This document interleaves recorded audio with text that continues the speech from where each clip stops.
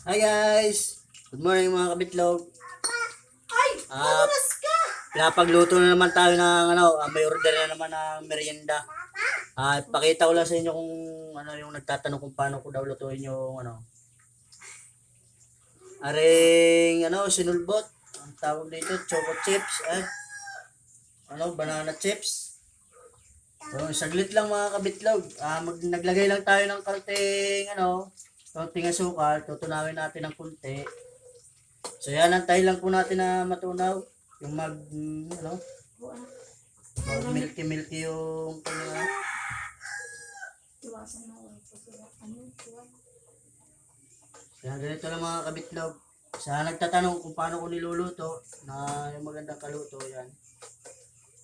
Yung mga kabitlog, tunaw na yung kanyang, medyo tunaw na yung asukal, lalagay na po natin na ring kwan. Yan, kaunting yung saging. Tapos yan, haluin lang natin mga kabitlog para hindi masunog naman yung ilalim. So, ganito lang mga kabitlog magluto na yung parang style banana cue. Pero siya, yung hiniwa, slice. Yan, halu-haluin lang natin mga kabitlog. Yan. Tapos pag nahalo natin, tingnan lang natin kung yung lahat ng asukal na natunaw ay kumapit na sa saging. Yan. Tulad niya, kumapit na sa saging yung ibang asukal. So yan. Antayin lang natin ng konti. Tapos, mag-add naman tayo ng kaunting asukal mga kabitlog. Yung kunti-kunti lang huwag yung bibiglay ng ilagay. Para hindi masyadong mabigla ang asukal. Depende na lang kung gusto niyo ng madaming asukal. Ako kasi pag nagluto mga kabitlog, gusto ko yung talagang may asukal, makita talaga yung asukal. So, yun. Tapos haluin lang ulit natin mga kabitlog.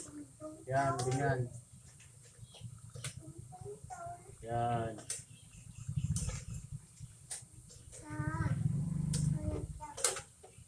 Halo-haloin lang natin mga kabitlog para hindi masunog yung ilalim.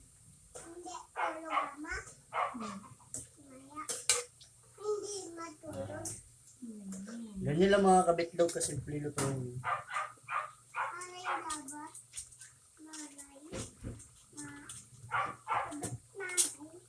Makaintay ka baka kumalaglas.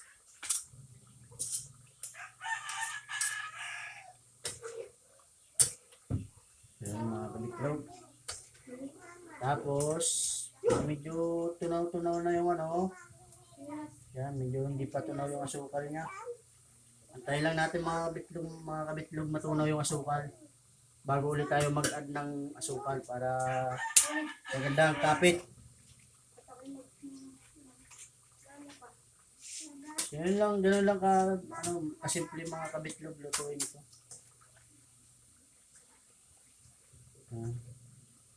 Baka hindi na nga natin ito dagdagan mga kabitlog ng asukal. Siyempre, para hindi gano'n daw matamis ang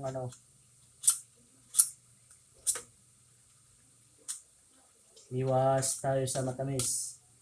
Kaya tama lang yung tama lang ang asukal niya. Pero depende naman sa inyo mga kabitlog kung gusto niyo talaga ng tsaka kung wala kayong kulang sugar. Yun. Kung mahilig talaga kayo sa matamis, yun. Pwede niyo dagdagan mga kabitlog ng asukal. So yun, ganyan lang mga kabitlog. Halo-haloin lang natin. Tunaw na yung ating asukal, yung pangalawang lagay natin. Yan. So okay na yun.